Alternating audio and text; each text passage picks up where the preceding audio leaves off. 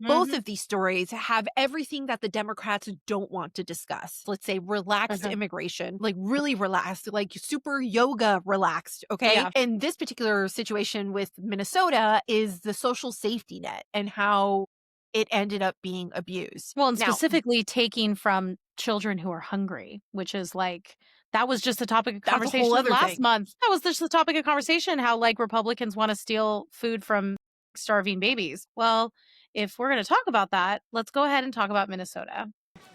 Welcome to Rivera and Reeves, the podcast where we break through the bias, report the news, and occasionally trip over our soapboxes while ranting about the headlines. Every week, we tackle the biggest stories with sharp analysis, unfiltered honesty, and just enough sarcasm to keep it fun. So pull up a chair, grab your coffee, and join us as we wade through the spin because the media is trash and we have zero patience for their nonsense. Hey, friends, welcome back to another episode of Rivera and Reeves. I'm Mercedes, and I'm here with my friend Rachel. Say hello, Rachel. Hello, Rachel. We're back. We're back from our Thanksgiving break. Like, we're here for like a hot minute because then we're going to disappear for a month. We need a break. We need a break. It's like, this job is crazy. Yep. Well, okay. So before we get started, first of all, if you get our newsletter in the morning of the news brief yesterday and today, I forgot to take out the fact that we were going to take the week off. So if you were confused as to like, why are they on? Well, it's because I missed that edit. So my bad. We're here. Surprise. So we're going to be here today and also on Thursday. And then we will be taking the rest of the year off, and then we'll be back the first Tuesday of January, which is January 5th. No, 6th. Wait, one of those, which is actually through January King's Day. 6th. Yeah. January 6th. It's Epiphany. That's my daughter's Three Kings. baptismal birthday too. She was baptized on Epiphany. So, because we were going to try and do shows still like through the holiday, but between both of us traveling, kid commitments, church commitments, it was just, we just admitted that there's only two of us and we can only do so much. So we're going to enjoy the holiday, but we're here today and Thursday. And let me tell you, the news does not stop, even for Turkey Day. Like, yeah, there's plenty to talk about. I was actually trying to collect the stories this morning, and I'm like, not only is it collecting the amount of stories that we could possibly discuss, but it seems like everything that has hit the news recently has like an extended storyline where it has multiple developments. It's not just like a single headline that's like in and off the cycle. Yeah. They're kind of stretching. They got legs to them. They have some life. They're not just going away in a 24-hour cycle. That's for sure. No. So we're going to try and touch on all of them. Did you have a good Thanksgiving? I had a wonderful Thanksgiving. It was really nice. And we just threw away the last of the leftovers. I don't know what the rule is. I'm sure the FDA or the USDA or someone has some kind of guideline about how long you're supposed to keep turkey in your fridge, but we were still eating casserole this afternoon for lunch. I thought we threw all of it away yesterday, but we found some hidden. We're like, let's do this. One of my favorite things for like breakfast is what I call like a Thanksgiving hash. You know, you take some stuffing, toast it in the skillet, add some sausage, crack an egg over it. Yes, it's delicious. Yeah, we're living on the edge a little, 5 days later, but it was a wonderful day. Church, friends over that night, and to be honest, everybody was gone and my house was clean by 8:30 p.m. Awesome. And to me, that is a Christmas miracle. And so I took it and I was so happy because the next day we hit the ground running decorating for Christmas. So I can see that with the tree behind you. It's beautiful. And this is only one of multiple trees in our house this is the kids' tree. They put all of their ornaments on it from all the years. So well, I have done no Christmas decorating. I got back from camp and we hit the ground running with errands and plans and things that need to get done. And I have yet to force my husband up into the attic to drag the tree and the decorations down. And honestly, sometimes I do and sometimes I don't. So it's up in the air. We'll see what happens. Yep. But let's talk about what are we discussing before we get started with today's episode. If this is your first time here, welcome. You have found your new favorite podcast. Apologies will be gone in 2 days. However, or a month. So sorry. We have plenty in the archives, which I would recommend and I would encourage you to explore. if no matter Also, don't forget to hit that follow button no matter where you're listening, be it on a podcast, be it on Substack or on YouTube, because we also come up on YouTube the following day. For our paying subscribers, you get the video a day early and you get the podcast a few hours early before anybody else. Otherwise, you got to wait until the next day on YouTube if you want to watch our beautiful faces talk about the news. Yes. But there is a link in the show notes for all of that. What are we talking about today? This is what we're going to try and hit. Okay. We're going to try and it's a lot. There is a lot going on. All right.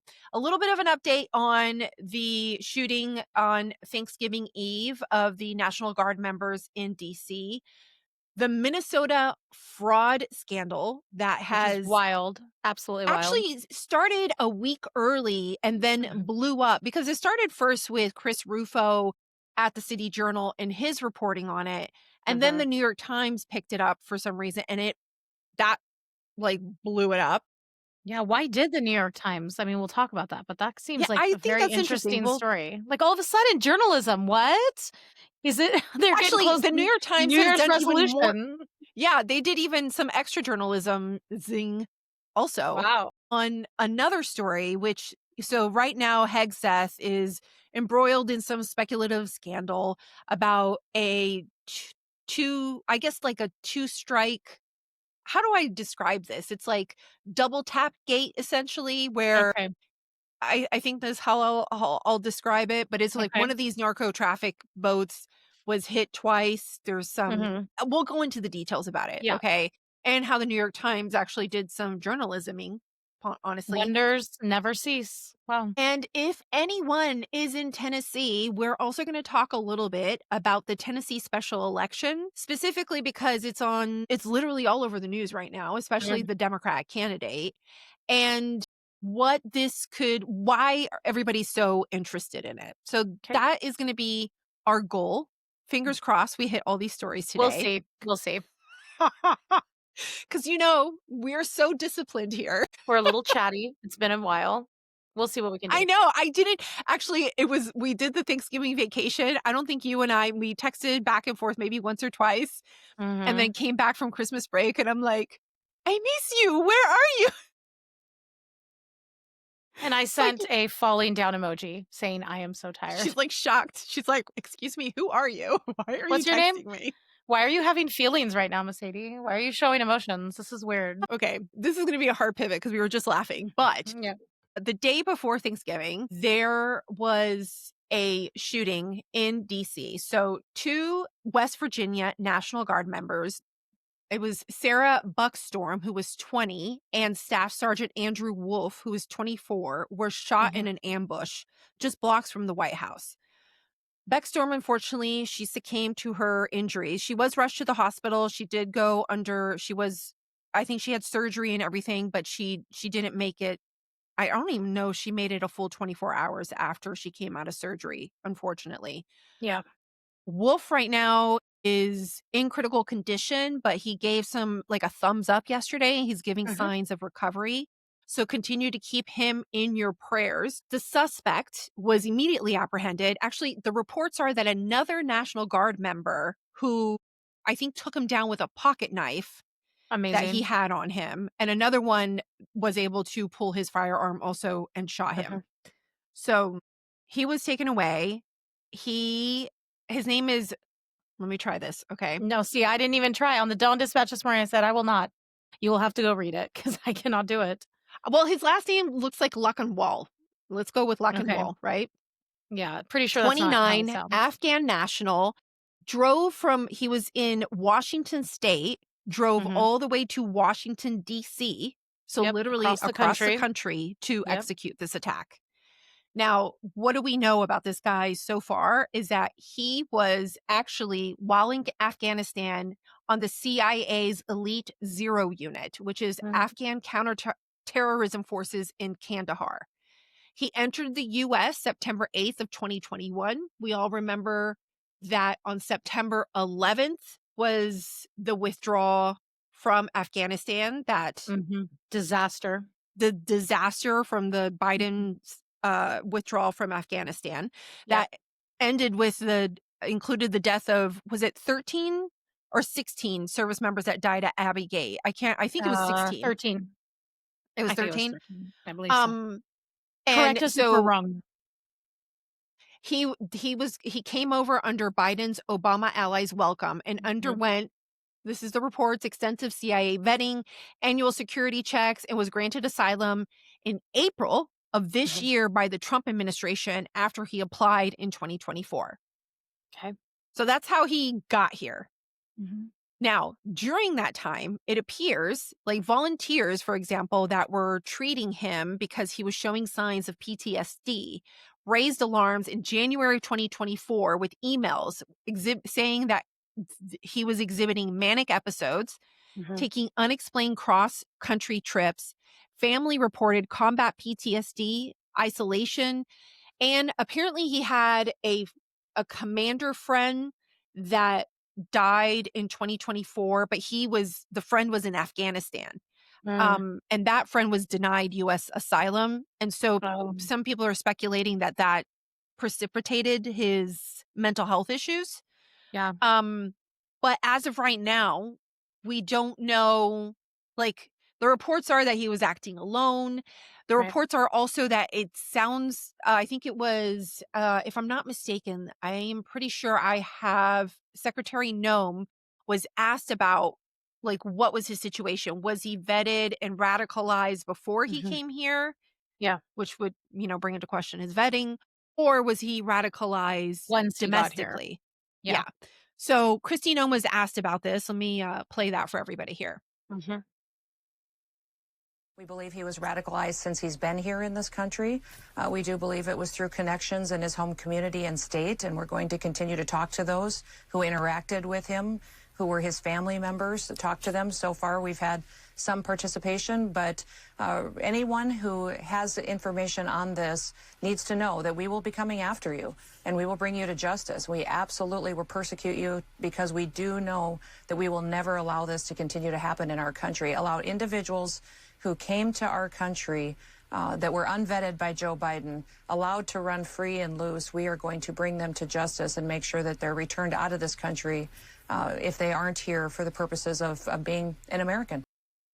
So first of all, I think she meant prosecute, not I persecute. caught that too. I was like, we're going to persecute you? I was like, Yeah. And I can I think also on make its another face, observation yeah. that is Yeah, go completely ahead. not related, but I Yeah. just have to say something? I find it interesting that whenever she does these speaking engagements or whatever, Yeah. whether it's an interview or she's doing like one of the ads that you see on Fox News mainly about deportations, her tone is the same regardless. So she's just like, yeah, I went shopping for milk today, and if I catch you and you're here illegally, we will prosecute and put you in jail. And then she Yeah. just kind of like moves Yeah. along, as It's opposed very to Pam Bondi, monotone. everything is at like an 11, Yes. Yeah. which It's interesting. There's not I'm a whole like, lot of fluctuation depending on the severity of the topic being discussed.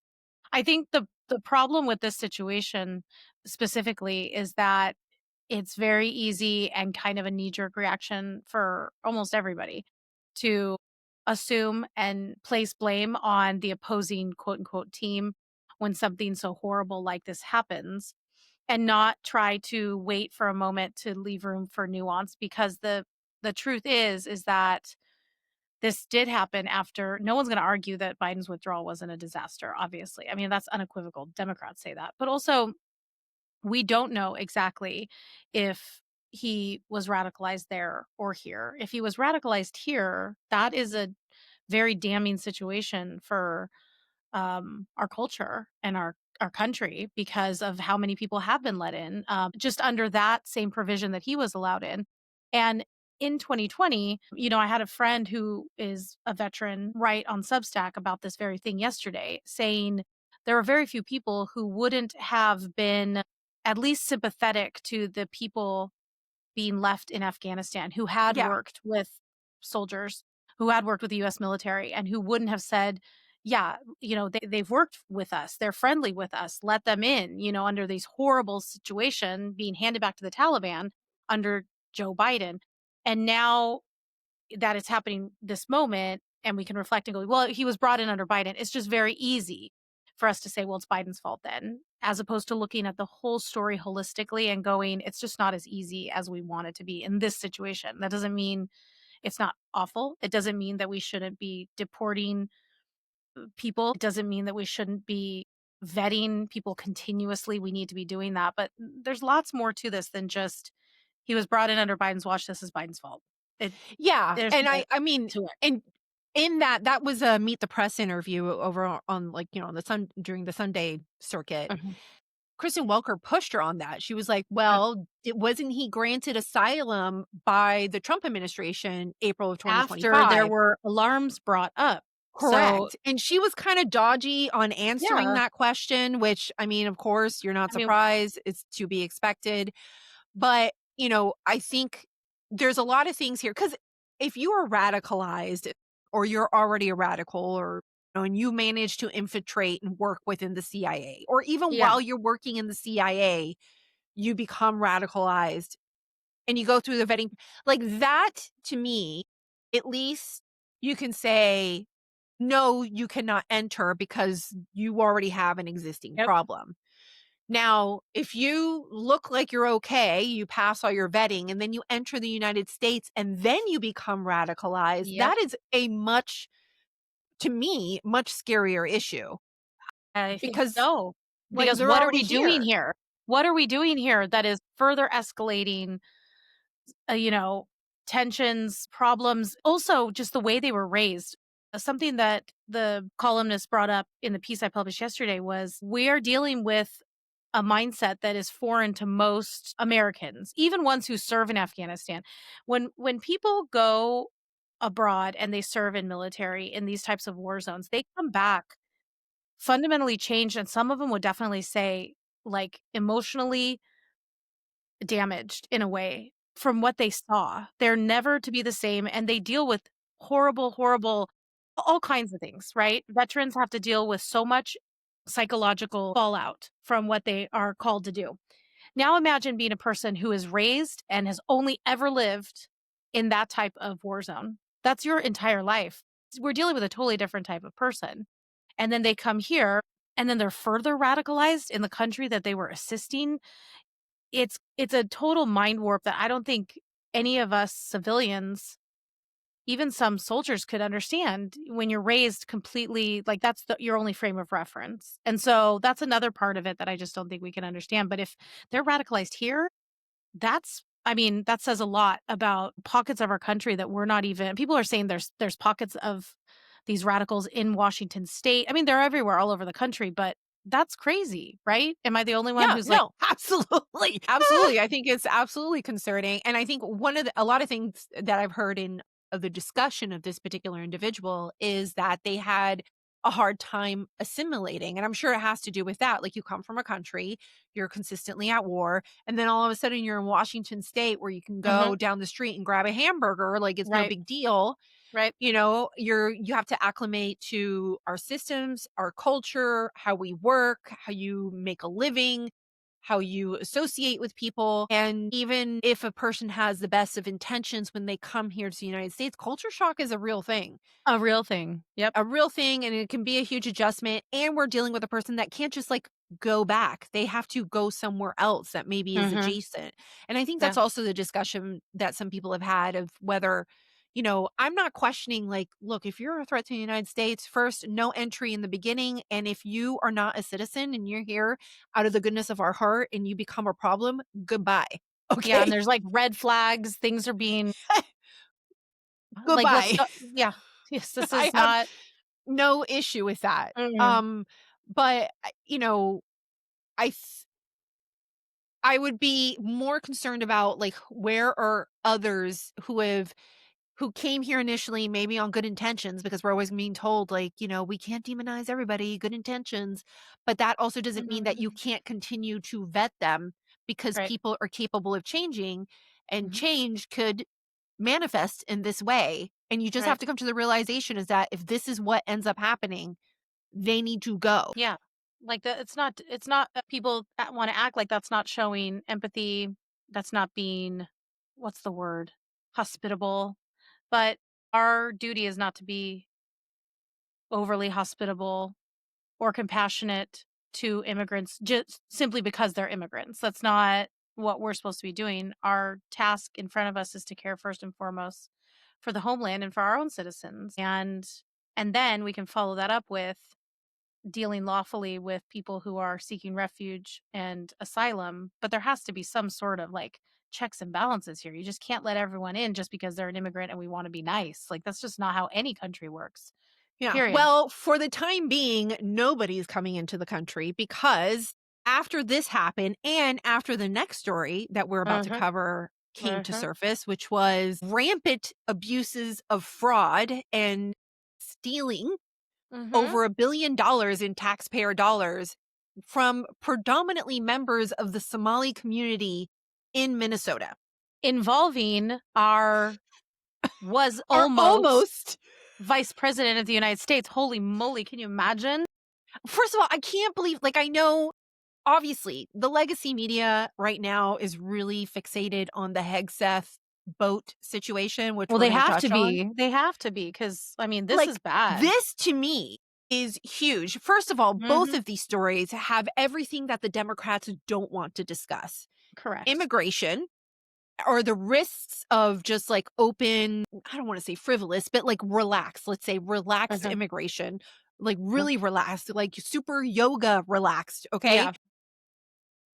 Immigration, and also in this particular situation with Minnesota is the social safety net and how it ended up being abused. Well, and Now, specifically taking from children who are hungry, which is like, that was just the topic of That's a conversation whole other last thing. month.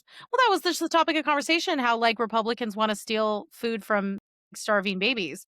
Well, if we're going to talk about that, let's go ahead and talk about Minnesota Yes. because that's what happened there. Like for real. Well, when both of these stories happened basically at about the same time, the president announced no more asylum, no more immigration. We are shutting down for now, for the time being. I'm sure this is going to be challenged in some way. Okay. But he made a very, very long He was not Thanksgiving happy. Day post He's not where happy. he was muy upset. Okay. I think he's fed up.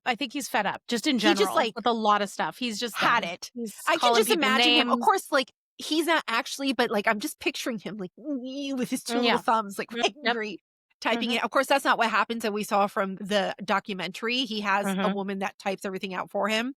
But that's how I would like to picture it, as him angrily thumbing. Like, have we ever typing on met his- her? Like, is she at stuff? Why don't we see her in photos? I'm not 100% sure. I'm assuming she's still there, but I'm not 100% sure she's still. Someone like, is there. What I'm yeah, saying is, where is the like expose on his Twitter manager? Like, I want a story about that person. Where'd they come from? How'd they grow up? What do they do in their free time? I want to know. I want a house tour. Like you no, but that is the voice of the president of the United States. I also want to know, does she ever go, now, sir? That's what I'm saying. I need a think book about what we're written. saying. I need a book written about this man or woman. You know what? I'm calling some people I know after this phone call, and we're going to get them actually, as an you interview. know what? An interview. If this person exists, yes, we should bring them on the podcast for an interview. I'm just saying. for sure. I mean, they'll never will, because if they're tweeting the president's thoughts, there's no chance they're giving an interview. But I'm finding out. I'm going to do some investigative journalism. I need to know. Well, okay. Well, speaking of investigative journalism, Minnesota, super scandal fraud situation. Okay. Federal prosecutors announced 59 convictions of over $1 billion of stolen taxpayer money across 3 schemes. Now, I'm if you guys laughing 'cause it's remember, so crazy. it is insane. Okay. Now, if you are one of our original listeners, we love you. Hello. You know how far we have come and how long we have been here. And you may also recall that at one point during the campaign, we talked about Tim Walz and how he was a governor that oversaw the biggest COVID fraud in the nation of $250 million stolen from pandemic meal programs for the Feed Our Future program. It was a big thing. Nobody wanted to talk about it because why? Why? Anybody? Any guess? Because he was potentially going to be the Democratic VP. So it was hush hush. Like, you can't do it. So Don't bring it they up. were like, Bring it up after yeah, the election. we know, but let's not talk about it too much. So that everybody was already aware of that. That has already been discussed. Then uh it was like between Thanksgiving and before the New York Times did their report. So Christopher Rufo and Ryan Thorpe with the City Journal did a report. And in this report, they're discussing the fraud of the Somalis in Minnesota. And then they also bring up that some of these funds look like they could be getting to terrorist outlets like Al-Shabaab, Great. which was kind of like a big deal, right? Kinda. Here's the article. I mean, yeah, I would consider it kind of like a big deal. Now, let me see. I think I had yeah. So right here, it says, now, he talks about the frauds. He talks about how families get into it, which we're going to discuss. But one of the things I wanted to feature in this particular article, because it's different from the rest of the reporting, was that the Somali fraud rings have sent huge sums in remittance to money transfers from Minnesota to Somali. According to reports, an estimated 40% of households in Somalia get remittances from abroad. In 2023 alone, the Somali diaspora sent back $1.7 billion, more than the Somali government's budget for that year. Our investigation reveals for the first time that some of this money has been directed to an even more troubling destination, the Al-Qaeda linked Islamic terror group Al-Shabaab. According to multiple law enforcement sources, Minnesota's Somali community has sent untold millions through a network of hawalas, informal clan-based money traders that have wound up in the coffers of Al-Shabaab, Wow. which is quite telling. Now, Mm-hmm. then the New York Times went and they did a report also. And in their report, they said that there's no evidence of this particular story. But interestingly, the Treasury Secretary has announced an investigation into the alleged ties to, it's not ties. So this is what he's saying. What he is saying is that there are individuals within the Somali community who still have either direct connections to Al-Shabaab or affiliated connections to Al-Shabaab. So maybe it's like they may not be friends or family members with a member, but maybe they're friends and family members with an individual who is contributing to the terrorist organization. Right. So they're not necessarily saying that it is directly funding, but that the way things run in Somalia, and because of the culture and the way things go, that they're taking taxpayer money, they're sending over $1 billion to Somalia, and that portions of that money is getting to Al-Shabaab. Yeah. And so the Treasury Secretary, based on this investigation, announced that they were going to be doing an investigation. Well, and right before we started recording, I got a pop-up alert from, I think it was the New York Times, saying that the White House announced that they're going to target Minnesota with ICE, like see what's going down in the town there. Absolutely. I mean, makes sense to me. Yep. I have zero problems with that. I'm like, that makes sense. So, well, then after the City Journal did their report, the New York Times came out with this report, which is like how fraud swamped Minnesota's social service system on Tim Walz's watch. Yep. Pointed their finger directly at Tim Walz. Do you think that if he had become the VP, do you think that this would have gotten published? I don't know if it would have gotten published. I think it would have been buried at least. I don't know, because this has been bubbling up. What's disturbing about this is that how long this has been bubbling up. Okay. Yeah. Because remember, this was an issue before he was elected. And I have another article I'm going to share that shows that it was an issue last year that was brought up. And now we have the New York Times doing this reporting. And one of the particular things that I wanted to bring up in this report is a few things. So one, it says in one case, now so the Feed the Children pandemic COVID one, yeah, already was existing. Yeah, that was already there. Yes. Now, the New York Times report focuses on 2 additional frauds, which is housing stabilization and autism therapy. And Mhm. this one in particular is talking about autism therapy, if both of them actually, but Yeah. mostly the autism therapy. It says, in one case, hundreds of providers were reimbursed for assistance they claimed to have provided to people at risk for homelessness through federal authorities, though federal authorities said services weren't provided. The Mhm. program's annual cost ballooned to more than 104 million last year, the authorities said, from a budgeted projection of 2.6 million. So it was projected for 2.6, got up to 104, and nobody was really saying anything. Okay. Okay. And then it says in another program aimed to provide therapy for autistic children, prosecutors said providers recruited children in Minneapolis' Somali community, falsely certifying them as qualifying for autism treatment and paying their parents kickbacks for their cooperation, Oh. which it's like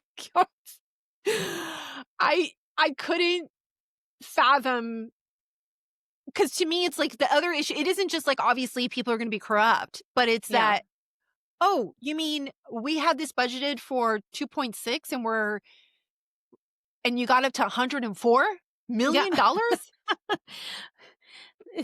The oversight is just remarkable. Like, how does that Excuse even me? happen? Yes. Well, so What? even in this article, they bring up, you're thinking like, how does this happen? Why would this be allowed? So later in the article, this brings up, it says, Mr. Thompson, a career prosecutor who served as interim U.S. attorney for several months this year and who declined to discuss his own political preferences, said he believed the race sensitivities that played a major role in the rise of fraud, that race sensitivities played a major role in the How do rise of race fraud. how Well, does hold race on. sensitive Okay. It says, as pandemic assistance was distributed, the state was also reeling from the killing of George Floyd by a Minneapolis Uh-huh. police officer. And then this is a quote. This was a huge part of the problem, Mr. Thompson said during the interview in the summer. Allegations of racism can be a reputation or career killer. In other words, the I see. concern was because the Somali community has become very big in Minneapolis. They become a huge voting bloc. They Mhm. vote predominantly Democrat. Yep. And so the big concern is that if we bring attention to the fact that we have this problem with the Somali community, we could be accused of racism. Racism. Yeah, but this has been happening for years now where people aren't calling stuff out because they're afraid of being racist. At what point are we like, they're already calling us racist? So just like say the things. I mean, we're Just do talking it. about Democrats understand, here. and I understand that yeah. And I understand they don't want to lose their job and nobody wants to lose proximity to power, blah, blah, blah. But aren't there still some people that want to say this is a huge problem, and it's a huge problem for the constituents that they're saying that they care about? Anyways, that I just Well, so Walz was asked about Walz, by the way, is running for governor again. Okay. So while he all of can't this has win. He cannot win, happened, right? He can't. He can't. are you He will not. asking me or telling me? Both. I am pleading with level-headed Americans, Minnesotans, is that Minnesotans, to please look. It's the same thing with like the Jay Jones situation. I wanted to believe that Democrats in Virginia would be like, okay, like I'll do a lot of things, but not on my watch. And yet they were like, okay, on my watch is fine. And I hope that that's not the same for Tim Walz, because the guy is, I mean, he's pretty mired in corruption at this point. Plus, I mean, his state's just not doing good. Like, No. I mean, what are we doing here? his defense on this for me has been the most interesting aspect of it, especially considering that this is happening all on his watch. Mm-hmm. By the way, remember, did I pull this up? One of the things that happened in conjunction with all this, okay, Yeah.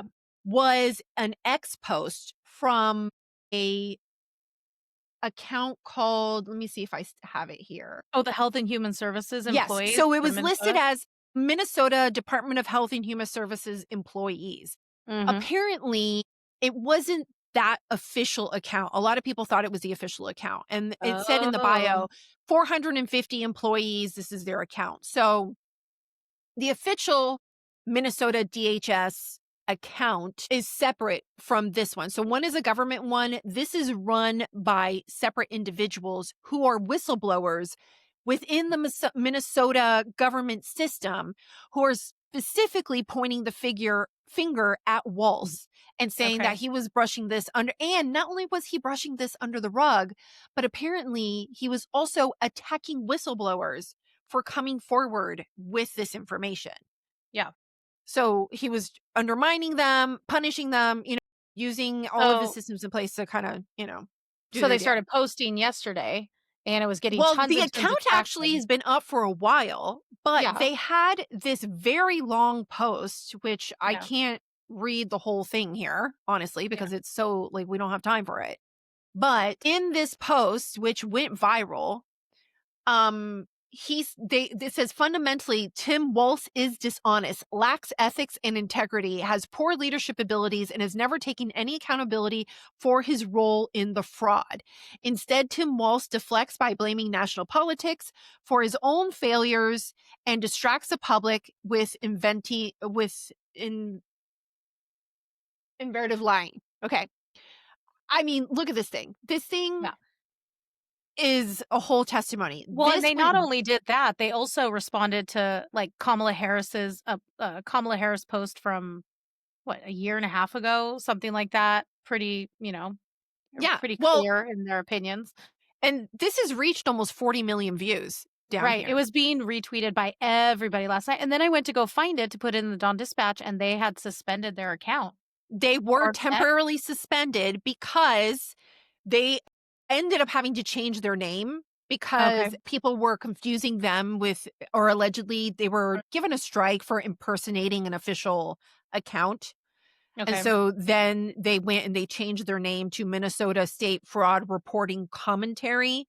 And then they were given their account back. So Got it. they are back and running, but that's why X took them down initially, because I guess they got reported probably by the Minnesota DHS as being like a false impersonating account. And so they were temporarily down for like maybe a day or a few hours. But this was going nuts. So Tim Walz is asked about, of course, all of this. Let's listen to Timmy. Yeah. Dozens of people of East African descent have been charged, convicted, and sentenced for stealing more than $1 billion in taxpayer money from government programs during COVID. As you know, Governor, that is more than Minnesota spends each year to run its Department of Corrections. So I want to give you a chance to respond to this. Do you take responsibility for failing to stop this fraud in your state? Well, certainly I take responsibility for putting people in jail. Governors don't get to just talk theoretically. We have to solve problems. And I will note, it's not just Somalis. Minnesota is a generous state. Minnesota is a prosperous state, a well-run state. We're AAA bond rated, but that attracts criminals. Those people are going to jail. We're doing everything we can. But to demonize an entire community on the actions of a few, it's lazy. No, it's a bad response. First of all, he's without answering the basically- question. Well, I mean, did I misunderstand, or is he basically saying, did he say we are a generous state and we're very well run? And because that's why of that, it attracts fraud. Yes. It's like, Maybe your I'm sorry, fraud excuse me? is overly generous to the fraudsters, and you should handle your fraud problem, Tim. Also, when he said, I'll take responsibility for putting people in jail, it's like, no, the buck stops with you. It's like how you call for President Trump to be, take responsibility for everything bad that goes in America. Well, Minnesota's like your little mini country. You're in charge. Take responsibility and stop trying to placate everybody's feelings. Like it's very clear who did this. It's the motives seem pretty clear as well. Just say the thing. Say, yeah, this happened on my watch. I'm really disappointed, and I'm going to bring everybody I can to justice. Well, Thank and you. I mean, he can't point, he can't look. Okay, let's say I think that the most recent convictions, which were 59. Of the 59, 51 of them were Somali. So vast majority. So yeah, it's pretty. So It seems I pretty mean, yeah, appropriate technically to you say. can't demonize an entire. Okay, of course they need some assistance, Mm-hmm. But for me, it's just interesting that his concern, first of all, he says that he puts people in jail, okay, after they've been exposed. Yeah. Clearly, you are more concerned with not calling. To me, it just seems like he's more concerned with not calling out the community because they're a huge voting bloc. And Yeah. he doesn't want to be accused of racism. And especially, I mean, think about how he managed Minnesota following George Floyd. It was on And fire. so now all of a sudden, now you're going to be tough on crime and fraud Yep. because you're running for reelection? Right. And talk Like- about how great of a place it is to live. It's triple bond rated. Like, okay, you can tell people that. Nobody knows what that means. And they just know that your state is mismanaged for the last 5 years. It was on fire for one whole summer. And now there's a huge fraud That's not case. funny. Well, it's not funny, but it's true. And Well, I let's found rest. this interesting article because remember, I've mentioned like we've known this for a minute, right? Mhm. Okay. Now, and he's also, there's this big concern because, he wants the picture here is Trump, Republicans, racist, right? Yes. How dare they point out the The problem, obvious. the obvious issue with this that's happening within the Minnesota data. Somali How community. dare you Correct. talk about the data? Yes. How dare you notice? Okay. Yeah. This article that I want to share, which I know you have not seen, Mm-mm. is an opinion piece from the Minnesota Reformer, which is a progressive news outlet, commentary outlet in Minnesota. Okay. And this was done July of 2024. Mhm. The gentleman that wrote this, what is his exact title? He's I think he heads up at the DH, like the Minnesota DHS. He was a fraud investigator for the Correct. Minnesota AG. Yeah. Okay. So I want to share some highlights to this particular article. So one being where he's talking, he himself is Somali. Mhm. And he is talking about the Feed Our Children future fraud is his focus here. But he's acknowledging that fraud is becoming a major issue in Minnesota. And in this particular article, he is calling out his own community. Yeah. The Somali community. So he says, our system of Quran, he's talking about the Somali system of Quran, which is a cultural system where it's kind of like how churches will have a fund and they'll gather money together to help people in need. So that's done also within the Somali community. It says, provides a social safety net in the form of financial assistance to those who have fallen on hard times. Unfortunately, it has been used to financially support people who have been charged with defrauding the government. Funds raised by the community have gone towards paying bills and expensive legal bills incurred by fraudsters. Bail. Bailing bail. Sorry. No, that's even worse. This assistance from the community has reduced the stigma once associated with criminality and enabled fraudsters to offload onto others the financial costs associated with their crimes. Fraudsters have also sought to exploit the begrudging political power of the Somali community, and the feckless fear of the establishment politicians and state agencies show when confronted with charges of racism and Islamophobia. So that, again, aligns with what we've been talking about. Like, this whole thing was like, we can't, it's like, I mean, first of all, it is like peak Minnesota nice Democrat. Yes. Where they don't want to ruffle any feathers. And this isn't a knock on Minnesotans. Like, it's great that Minnesotans are nice and they want to be polite. Like, that's an awesome thing. But when you combine that with like Democrat policies and political motivations and an election, I think it's kind of a perfect formula to develop a problem, especially if you don't want to be, you're also dealing with a group of people who know, especially considering the climate, that to be called racist is a tool in order for you to keep getting, help, assistance, or not to be questioned. Yeah. And he's calling it out right here. Later in the article, he says, during my time at the Office of the Attorney General, I witnessed some members of my community who were under investigation by our office brazenly level false accusations of discrimination against my colleagues. Rather than retain an attorney or argue their case in court, some sought out the Attorney General at public events. Others reached out to Somali elected officials. Members of my community must cease the leveraging of race and religion to avoid accountability. And Minnesota's mostly DFL politicians must better muster the courage to address the systemic fraud in our publicly funded programs. And then, goes off to say, basically, cut it out.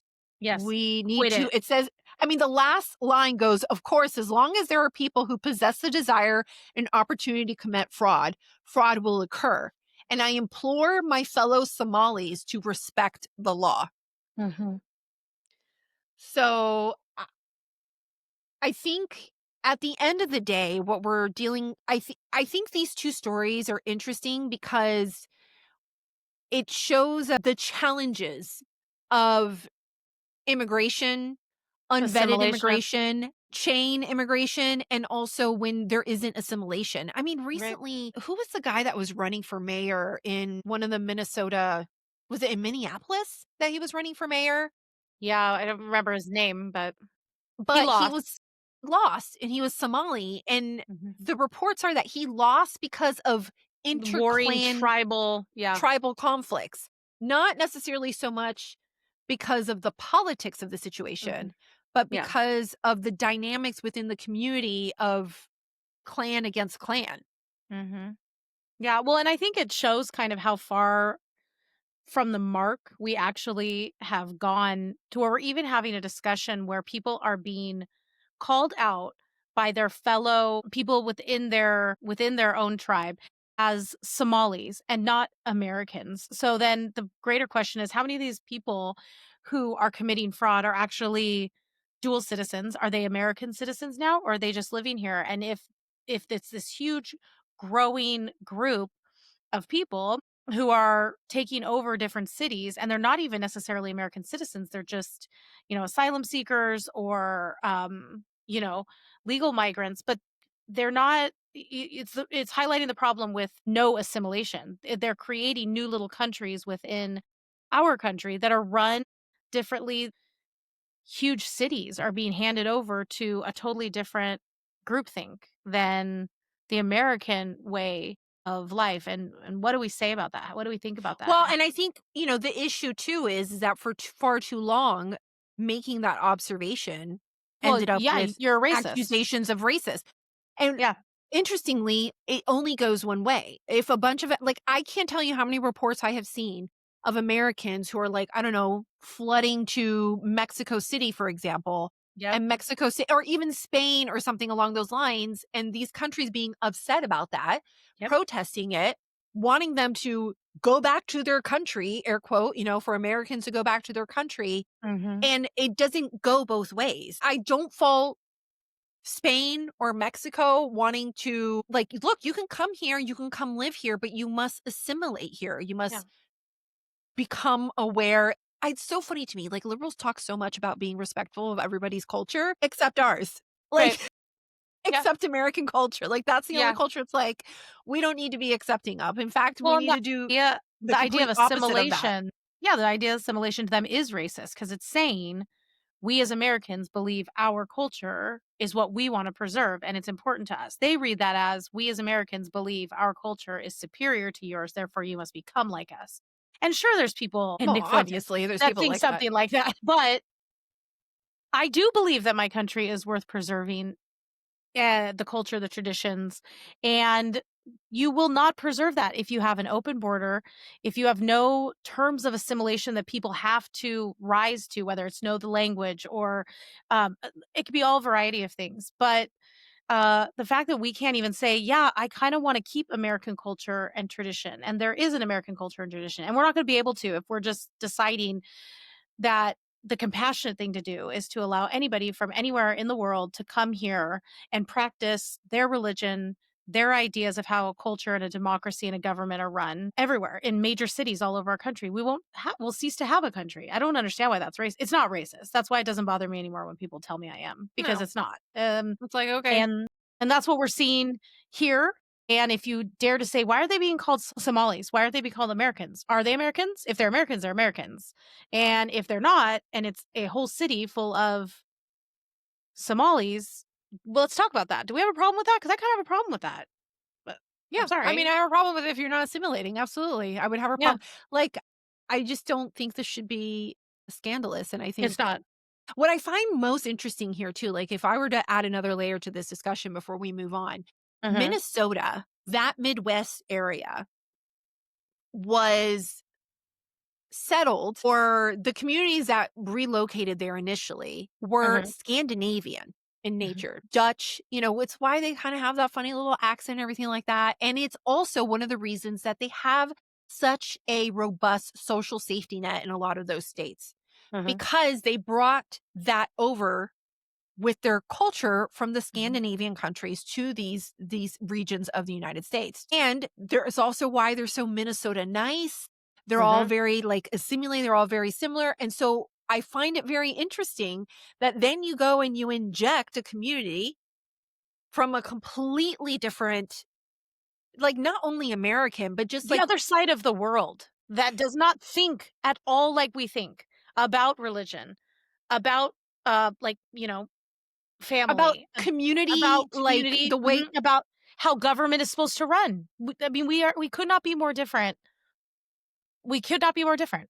Well, And I especially saw government, because their government, yeah, like they focus a lot more on clan dynamics versus we yeah. will use more government structure dynamics. Well, and also individuality, which is also worth asking. Many of them too, Somalis, I think of, people in Congress who speak on behalf of Somalis about how wonderful it is to be Somali and Somalia this and Somalia that. And it's like, well, why are you all here then? Why are you I don't see Well, large groups of Americans fleeing to Somalia because their democracy is so fantastic. And I'm saying this not to be snarky. I'm saying it because we need to be asking these questions. I think it's important because it's not just happening in Minnesota. And look at Dearborn. And people keep saying these are small pockets, but they're small pockets until they're not. And even two major cities or two cities in our country is too many to be taken well, I over mean, I by, think the whole small pockets yeah, excuse was that's used for a long time right, in the UK and Europe and stuff like that. And now they have a whole other situation. right. Like, let's just be honest Absolutely. here. Yeah. So, all right. Well, moving on, I do want to talk a little bit about the Tennessee special election. Mhm. So this is District 7, a special election.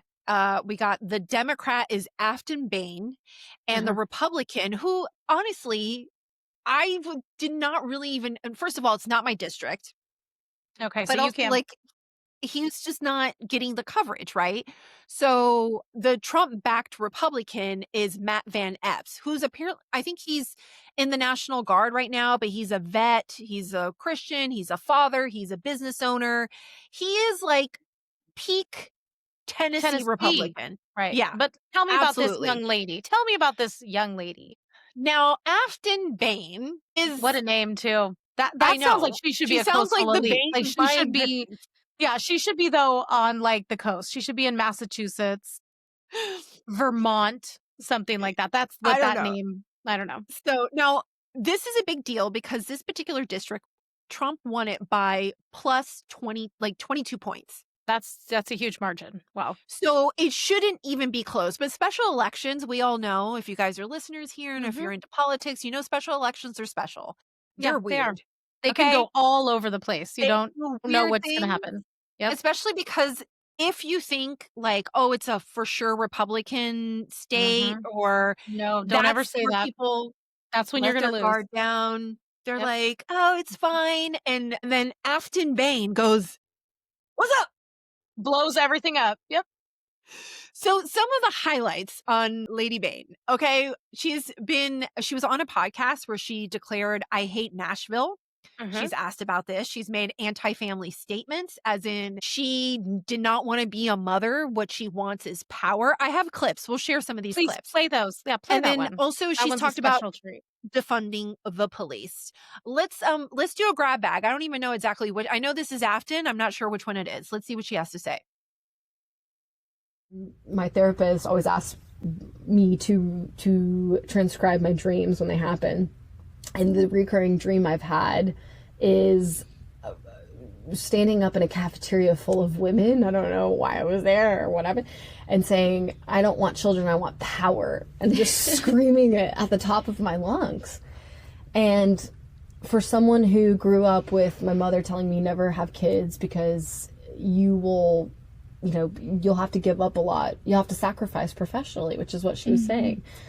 And who says that to where their I am kid? now with seeing the consequences and the ramifications of women having kids and being in the political field and what they're able to achieve, because we don't offer, it's like the political field hasn't met the challenge of working moms. They really haven't.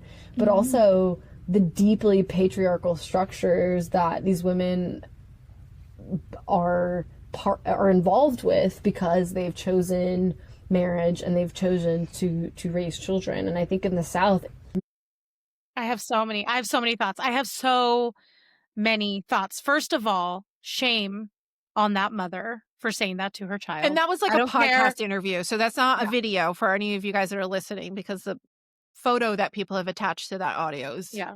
I don't care how old your child is. It's never okay. And it is absolutely harming your kid by telling them you have those thoughts. That Yeah. is horrible to tell your child never to have children because it ruins your career prospects. Even if you think that, and if you think that and you've had children and you have gone into the workforce or not gone into the workforce and they're grown and you're telling them that, you need to go to church, because that is such a sad takeaway from parenthood. Okay. Second of all, you didn't have that dream was not reoccurring. You maybe had it one time and that didn't even really happen in that dream. I'm sorry. And why? You don't believe her? No, like we've all done weird. No one, that's so oddly specific. You really stood up and said, I don't want children, I want power. And you had it over and over again. And you also had a mother that told you not to have Do you know children. what it sounds like to me? Power. It sounds like a psycho. Yeah, I'm just saying, like, people gobble this feminist glop up because it reinforces their life choices. But everything she's saying, it doesn't, and I'm trying not to be mean about this, but it doesn't make any sense. It doesn't mean anything. Everybody uses this whole word patriarchy when they have to deal with men about anything. So just because you get married and you have children, you're automatically entered into a patriarchal society. Okay, so since I have a husband, or I go work for a company and a man happens to be in charge, now I'm in a patriarchal system. No, there's just you men are in a this victim, world. because that way you're eternally a victim, remember? That's what I'm saying. It reinforces whatever feminist like fever dreams they have, and it really reinforces their life choices. This poor gal, whether she knows it now or later, and she'll figure it out, or whether she might never figure it out. If she's intentionally making choices to never have children so that she can have this illusion of faux power for a season of her life, and then it's going to be gone. It's gone. That is so sad, because I don't know. The whole thing bothers me. The whole narrative bothers me. Tell me she cannot be over 28, 29 years old. I think she might be 30, 31 or something like that. Like, yeah, she's not. She's still young enough to where, like, she's just saying what she was told from her friends that went to like Wesleyan or Amherst or Emerson. And she's just regurgitating all the feminist stuff we've been told. And I think people are actually getting tired of the whole like patriarchy, toxic male absolutely. conversation. It's so old She's and 35. That She's is 35. sad. That's crazy to me. Well, I have another one for you. So no, let's watch one more. Just one more. No. I do want to ask you about an attack line from Republicans, because this is a comment you made in 2020 about Nashville. It's gotten a lot of attention in your race. Let's listen to this. I hate the city. I hate the bachelorettes. I hate the pedal taverns. I hate country music. I hate all of the things that make Nashville, apparently, and it's city to the rest of the country, but I hate it. I know you said those comments were taken out of context, but I want to ask you about it, because I'm wondering, do you think it was a mistake to say that? Once again, I was a private citizen. Nashville is my home. Do I roll my eyes at the bachelorette parties and the pedal taverns that are blocking my access to my house? Yeah, every Nashvilleian does. But this race has always been about something bigger. It's about families across Middle Tennessee that are getting crushed by rising prices, while Washington politicians and billionaires argue about this type of nonsense. No, you said it. You said you hated your city. That's not being taken out of context, friend. You said it. You gave multiple examples why you hate it. You don't like where you live. And now you want to stand there and try and fool all of the residents who live there who do love those things. Like, well, I mean, and then the other clear. thing is like she's on the record too talking about defunding the police. In fact, I think she may have been. Of course she is. Of course. It's a playbook, but it's a playbook that's old. I'm telling you, this whole like feminist defund the police, shout your abortion stuff, it's running out of time. It really I actually is. have of it because she was asked. So she had made some past comments about defunding the police, and then she goes on CNN and is asked about her comments. And I found it, which I'm glad I did, because I want to share with you her very dodgy answer. Crime is, of course, also was a major issue in the presidential election, and I know there are some old posts. You've been asked about those old posts a number of times. My question for you today is whether more money for cops on the streets in the district you hope to represent would help fight crime. Would you like more money for more cops on the streets in your district? So those past comments were at a time when I was a private citizen, as an activist and organizer, and now as a Tennessee lawmaker, I represent 40,000 individual opinions and political thought. Right, and so what do you think now? Would more money for cops be good or bad? I think it depends on what the community wants. And so I've worked with communities, at least my constituents, want to ensure that there is investment in their community for community safety, community protection, mental health services. That's what cops do. And that's what I'm hearing from at least my constituents. I mean, right, fair like, enough. first of all, crime is a... Like, stop saying I was a private citizen so that like people can't ask you questions. If you're on the record and you're being recorded and you're a private citizen, sorry, it's going to come up. So just like, okay, that's not first even of an all, excuse. What's that even can mean? I said this to my husband. I was like, if you said it as a private citizen, to me, you're saying that's what you think the that's most. what you think the most. The most. The very mostest. And now all of a sudden you're kind of like adjusting your considerations because are you going to come on, please. When she says I said that as a private citizen, that is code for please don't bring that up. I'm embarrassed by that because I have to walk it back now. And it just makes you sound disingenuous and dishonest. So I hope that they don't elect this gal in. I mean, she has obvious contempt for her city or her district. And clearly. and the people who are in it. The latest Emerson poll had them 48-46, okay, with a Bain at 46.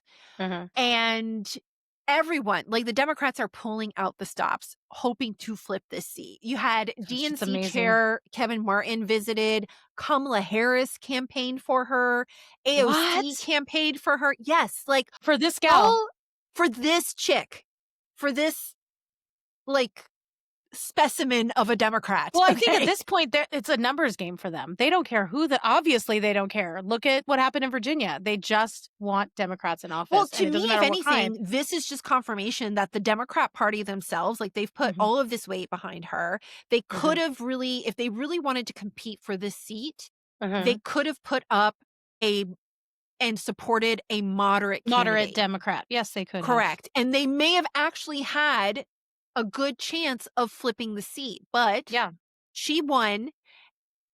My guess is that for the primaries, this is who they supported. I don't know where the funding exactly went, but the point is that she won, and they're putting all of their weight behind her. Right now, the reports that I hear out of Nashville or the friends that I have in the Nashville area, her ads are flooding the area. Really? Like it is it's crazy. It's out of control. Well, they want every seat that they can get. It is an absolute numbers game right now. They did the exact same thing in Virginia for Spanberger and for Jay Jones. I mean, I got 2 flyers in my mailbox a day. It was every single ad on television, on my computer, everything was for those two. When it's a tight race, they're just, instead of trying to find a candidate somewhat virtuous, stands on principle, might, work with Republicans on some things. They're like, no, not that. Not that. Yeah. Honestly, the competent, like the elections now lately have been like, who is the least crazy? Okay. Now, even because they have so much money going in, the Democrats over here, of course, there's a concern. First of all, you don't want to flip the seat. Second of all, in addition to not wanting to flip the seat, considering that Trump got this plus like 22 points, they don't necessarily want this to be close either. Like, they do not want this to come close enough where it enters single digits. Yeah. Because then it gives the Democrats a talking point, and it gives them, even if they don't win it, it gives them like a little bit of a hop Hey, in look their at what can step. happen. Yep. Yeah. And that this is a referendum on Trump and the Republicans, and we can maybe ride this wave into the midterms. And even Trump, this is actually really funny. So Speaker Johnson was campaigning in Nashville and pulled Trump on the phone and played it for a rally. Wow, they're bringing in Speaker Johnson. Yes. Wow, they're just like, they're I'm doing telling whatever. you, Okay. this is big deal. What Okay. what day is this? Is this next Tuesday? Today. Above all else, Oh, that today? bothered me. Number one, she hates Christianity. Number two, she hates country music. How the hell can you elect a person like that? So I just want to give my total support, and he's had it right from the beginning, to Matt Van Epps. He's going to be a fantastic congressman. He's going to represent you so well, and we'll keep our agenda going. And I'm going to make a call tonight about 7 or 8 o'clock. I'm doing a tele-rally for him tonight. So if anybody wants to listen, basically I'll be saying the same things I just said. He's fantastic, and go get him and get out tomorrow morning, get out and vote, and let's make it a sweeping victory. The whole world is watching Tennessee right now, and they're watching your district. The whole world. It's a big vote. It's going to show something, and it's got to show that the Republican Party is stronger than it's ever been. Okay, you can totally see Mike Johnson is like, wrap it up. Let's just come on. He's like, come on, wrap it up. come on, Keep bro. it short. You can do Let's this. move it along. I didn't realize it was today. Yeah. Thanksgiving This has was- warped my concept of time. Now, they've had early voting going, I think, for just over a week now or something like that. Okay. So, and a lot of it has been banked. But now, and then also the weather here is really Yep. nasty right now. It's cold. Yeah. It's wet. We have a storm right now too Yeah. here. So this is the one to watch, because there's a lot of talking points that are coming out of this. You know, Has she made statements about hating Christianity like Trump said? I didn't catch those. I have not heard them myself. Or is he just inferring? Probably. Yeah.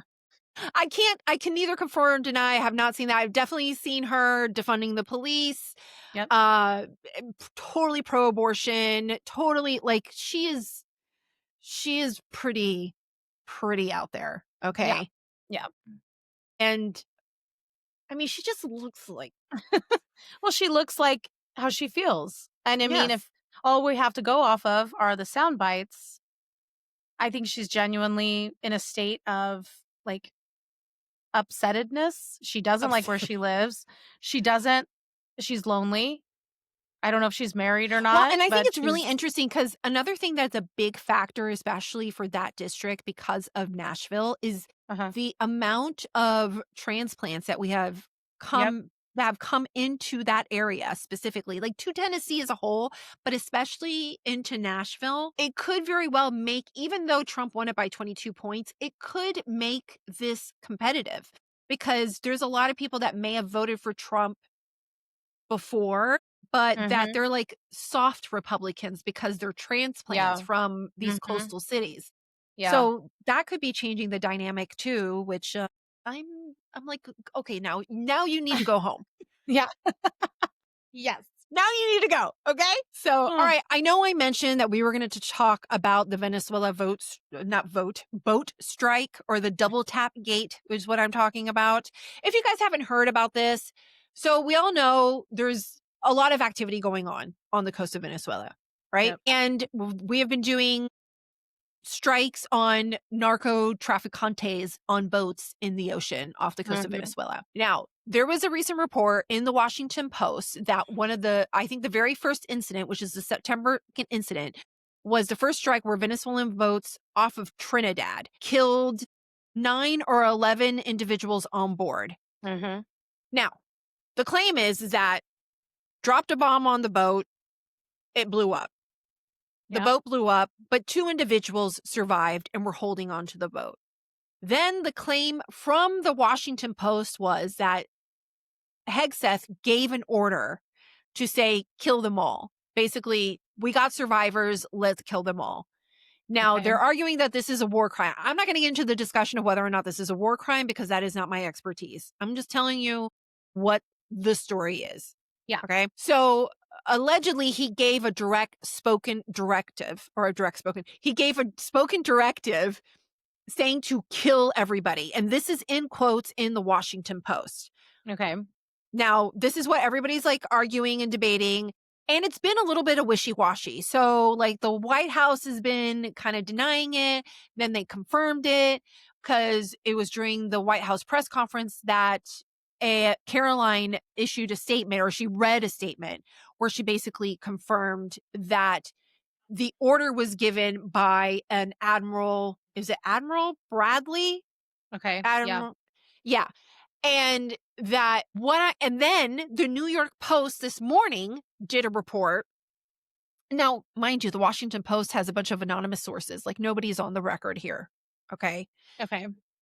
So, and then the New York Times did a report this morning, basically fact checking the Washington Post, which I thought was that's very interesting. Okay. So, and I want to read directly what they said to make sure that I get it right. Okay. So it says, according to 5 officials who spoke separately on the condition of anonymity to discuss the sensitive matter that was under investigation, Mr. Hegseth, ahead of the September 2 attack, ordered a strike that would kill the people on the boat and destroy the vessel and its purported cargo of drugs. But each official said Mr. Hegseth's directive did not specifically address what should happen if the first missile turned out not to fully accomplish all of those things. And the official said his order was not a response to the surveillance footage showing that at least 2 people on the boat survived the first blast. Admiral Bradley ordered the initial missile strike and then several follow-up strikes that killed the initial survivors and sank the disabled boat. As the operation unfolded, they said Mr. Hegseth did not give any further orders to him. Then later in the article, they go on and they say, right here, 2 officials also said Mr. Hegseth made no oral directive at the meeting that went beyond the written order. The Post article did not provide context on when Mr. Hegseth gave what its sources described as a spoken order to kill everyone. 2 officials questioned whether the surviving people were Admiral Bradley's intended target in the second strike, as opposed to the purported drugs and disabled vessels. They argued that the purported cargo remained a threat and a lawful military target because another cartel-associated boat might come and retrieve it. So I thought it was very interesting because the New York Post directly goes, the Post suggested, but that's not what actually happened. So we have warring, journalistic enterprises. Correct. But then also at the same time, you had Hegseth. So after Caroline Leavitt did her statement, confirmed the second strike, and essentially said that Bradley was the one that issued the strike. An interesting detail that a lot of people aren't discovering is that the rules of if something like this were to happen again were specified and changed after this strike, which is why in later strikes, we've heard of survivors being picked up and taken back to their country of origin or by the Mexican Coast Guard or something along those lines. Yeah. So it almost kind of makes you think maybe they noticed that it was a problem or they did something wrong, or it could be something that they did wrong. Yeah. So let's really be specific about our rules afterwards. Yeah, it's a little fishy. So even though, and also I was listening to Sean Spicer, and Spicer was saying how the New York Times reported it. He's what I'm reading between the lines was, and the guy, this Admiral Bradley, he is decorated. He has been around for a long time. He was he worked with SEAL Team 6. He knows what he's talking about. And so to make it seem like he just frivolously, a willy-nilly kind of just decided to kill, go, let's just drop one more bomb on them and finish them off. He's it doesn't sound like something here is incorrect. And he's to me, and he was also in the Navy. He's to me, it reads some nuanced, important details are being left out because somebody's out to get Hegseth. Now, obviously, Spicer has a bias, so I have no idea. And I also don't know what the law is here. Yeah. But what I do find interesting is that this is literally dominating all of the news outlets. Yeah, everywhere. And the Minnesota fraud is like, I was gonna say that's convenient. Yes. it's like now this one is definitely developing. I mean, I think we remember last time. Remember Signalgate with Pete Hegseth? Yes. And it went on for like weeks. And like the more we learned about it, the more we realized that it was like manipulated and it was kind of like a nothing. Yes, correct. So I mention it today. We're not going into the nitty gritty of it, first of all, because it's not our wheelhouse, but also this is very much developing. Yeah, and more comes out each day, basically. Correct. And Bradley is due to testify before Congress behind closed doors next week. And I will say this, there is a bipartisan effort within Congress to learn more about exactly what happened. Yeah. So they're not all just like, oh, it's my team or or like this isn't a big deal. Like everybody's kind of interested to know what happened.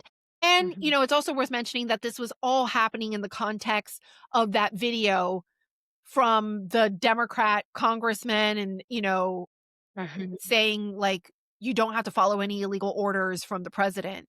Yeah. And, you know, being accused, like some people were speculating, and even Mark Kelly was asked, I can't remember. Oh, yeah, he was on CNN. He was asked, like, did you know something? Order. Oh, I forget what he said. Yeah, I can't remember exactly but he was specifically asked about this. Like he was asked, like, did you guys put that video out because you already knew of something? And he was like, he essentially said, no, we did not know about this. We only put the video out in case, like, for example, something like this were to happen. So then it's like, well, are you saying that this was illegal? But he would not even admit whether or not it was illegal. No. So there's anybody who is like, I saw some left-leaning Instagram account that was like immediately jumping on and saying, the administration committed war crimes. Yeah. Flat out. There's and I'm like, tons of people saying that right now. Yeah. Like, we're going to be real honest. I don't know, but I can tell you that something is amiss. Smells fishy here. Yeah. Something is amiss. Yeah. I don't think it's exactly on the up and up. So now to wrap us up, let's talk a little bit about Christmas. Okay. Okay. Because it's Christmas time. It is. And Melania, our very elegant and fashionable first lady. Elegant. Now, what should I do? Do we want to just watch the Melania video, or do you want to revisit the previous? How long is the Melania video? I mean, they're both about a minute.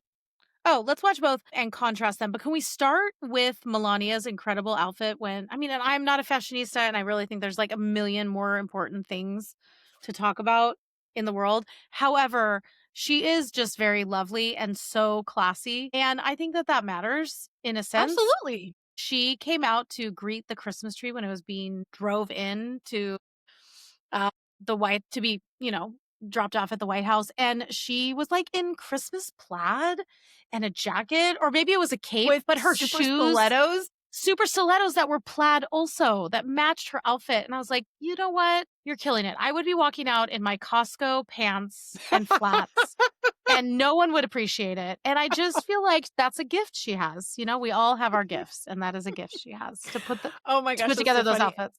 I would be out in my Costco plaid. All right. I would. So who do you want to? Would you want to revisit the past? Yeah, Christmas Past, the ghost of Christmas Past. Let's revisit the ghost of Christmas Past. Yes. Okay, I actually really like that. I think that is hilarious. Okay.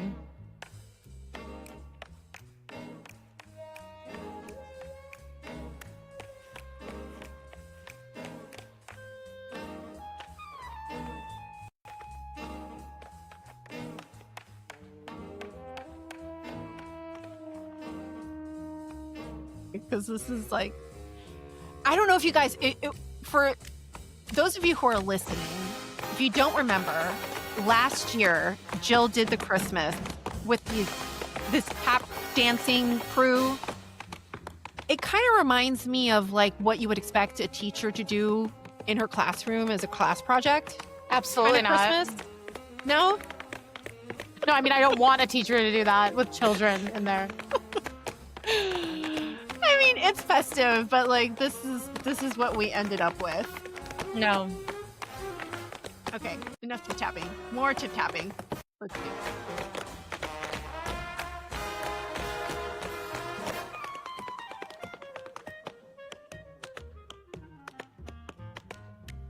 That flower on that chick's head.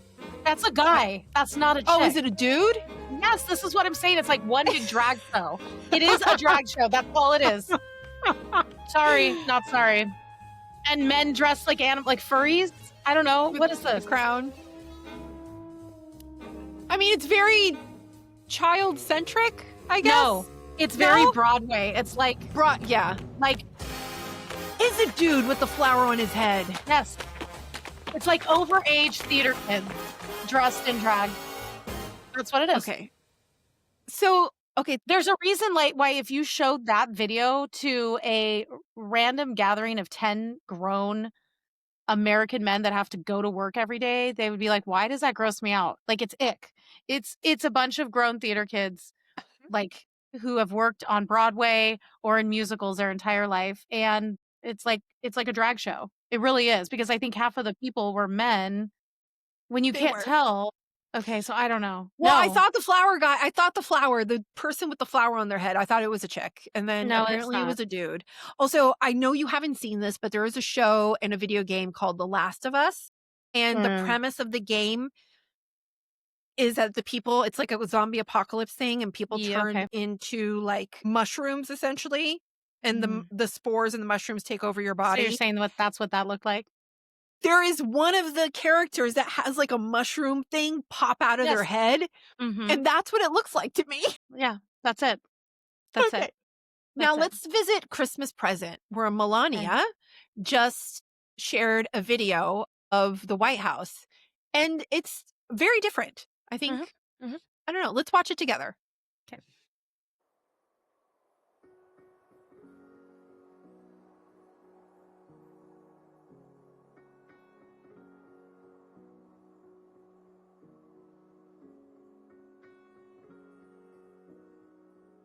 It's so pretty. It is pretty. Those balls had states' names on them. I don't know if you noticed. Gosh, that's gorgeous. The butterflies. This is for her Foster Be Best program is what that tree's for, with all the butterflies. I'm itching my eyes. I'm not crying, I promise. I'm not that. Those are Legos.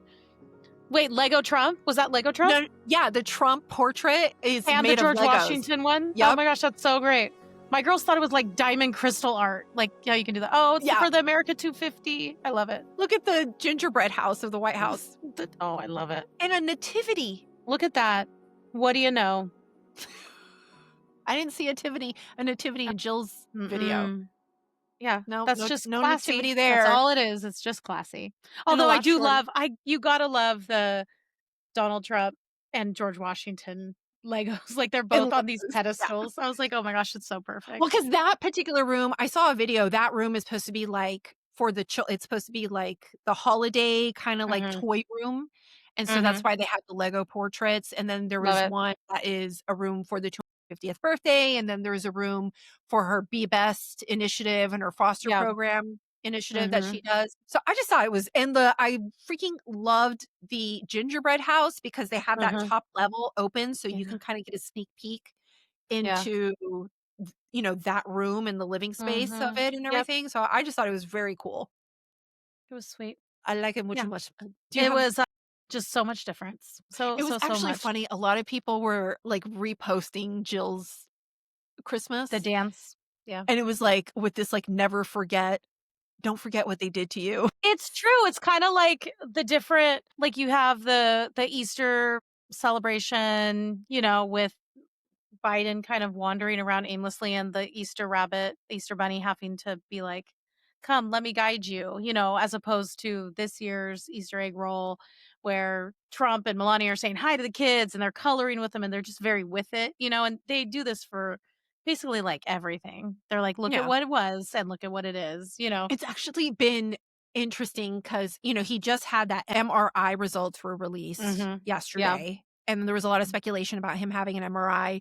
The New York Times last week did this ridiculous article basically speculating that he was just completely falling apart, failing in health. The Atlantic just did this whole one where they're comparing Trump from today of Trump from 2016 and kind of commenting on how significantly different his travel schedule is and everything. And I'm thinking to myself, like, but obviously. If you're telling me that he was more busy 4 years ago than he is right now due to age, then what the heck were you guys doing 4 years ago? Because I didn't hear about him being this crazy. That's my point. 4 years Like, ago. we all know. Like, nobody's saying that Trump is not getting older. We all acknowledge he is getting older. I look different than 4 years ago. I'm more tired than I am 4 years ago. It doesn't mean that I'm not effective in what I do. These people have yesterday. Like, nope, these people have nothing better to talk about than that. But, I mean, even he gave his he's in his right now. He's in the cabinet. Meeting, he's still the cabinet meeting, right? He's still going. And I have people in my Twitter feed being like, oh my gosh, look at, he just fell asleep. I'm praying for his health. He looks so sick, blah, blah, blah. I'm like, come on, guys. The man works like 17 hours a day. Of course he's tired. Like, what do you expect? Let's not try and make it into a terminal diagnosis. You know what I mean? What I find so interesting is that we know he is older than he was before. Yep, that's how time works. All of these what drives me nuts is all of these like think pieces of saying like how he's just falling apart and how he's showing his age. Okay, yes, we all are aware. It was also obvious, significantly more obvious when it was Biden, and nobody was saying, only a handful of people were saying anything. I know. So yeah, I'm with you. Am I concerned? Not yet. I just be honest, not yet. No. Okay. I'll let you know when I'm concerned. And clean bill of health comes forward from his physician every time, and there's nothing concerning, I'm like, what do I have to be concerned about? Saw this meme of, when Willy Wonka, the original one, where he's coming out and he's like with his cane, and then he just like does a somersault and pops up. Yeah. I saw that with Trump's face superimposed off. Yeah, it's true though. But I think we can agree that Christmas is classy. It looks nice. Even Halloween decorations looked nice. I mean, there was just whoever they have doing their photo ops, their decor, just basically their press agent for all things visual is just knocking it out of the park. For sure. This administration definitely has the visual like on game, lockdown, social media game on lockdown. Yep. We just need to figure out who the lady is that's hitting send for all of Trump's tweets. Thank you for reminding me. That is what I'm going to do right now when we hang up. Yep. All right. Well, I'm going to go ahead and wrap us up for today's episode of Rivera and Reeves. If this is your first time here, welcome. You have found your new favorite podcast. Make sure you hit that follow button no matter where you're listening. YouTube, Substack. Where else are we? Oh, your favorite podcast app. We're just kind of all over. Am I boring you, Rachel? No, I'm just so tired. My baby was up with a nightmare last night and I cannot hold in my yawns. Sorry. Oh, okay. Here's a reminder. We will be here again on Thursday, and then we are taking a month off, and we will be back for season 2 of, well, technically, I guess season 3. Yeah, season 2, season 3. It depends on when you want to start counting. But the next season of Rivera and Reeves will be back January 6th. 6th. Epiphany. Yes. I keep repeating that in my head. Yes. I'm like, 6th. So if you want to consider becoming a paying supporter where you get bonus episodes, you get early episodes, and you support our little podcast, please consider clicking the link in the show notes to our Substack and become a paying supporter. In the meantime, I think that's it. We'll see you again on Thursday. And here's a reminder that the media is trash and we have no tolerance for it. Okay, bye. Bye.